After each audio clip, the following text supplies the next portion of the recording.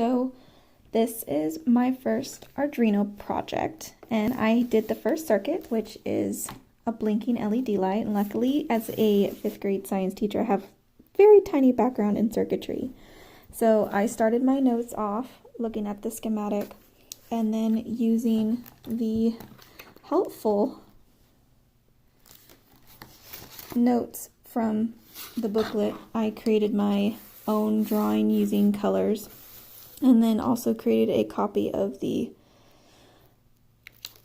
script, I guess the text that we need to type in. And luckily it is working. It is flashing light bulb like it is supposed to be. And so some of the questions it asked is, what happens if you rotate or if you move the positive longer side and the negative shorter side and you rotated them? Well, it doesn't work because positive and negative need to flow a certain direction. So then we can put those back where they belong. Another question asked was, what happens if we remove the wire going from the Arduino board over to the breadboard on the positive side? And interestingly enough, it doesn't affect it, and I think it has to do with being a parallel circuit.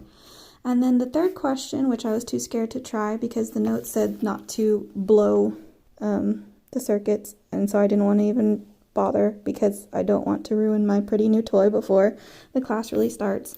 And it's asking if I put the resistor up onto the positive side and I get a wire going all the way to ground.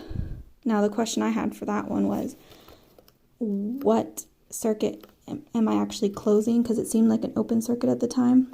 So if anybody has suggestions on what that actually does or what that looks like, that would be cool, because I was too scared to try and I was a little confused on the exact instructions. And so in the next part of my video, I'm going to talk about the coding that needs to be done.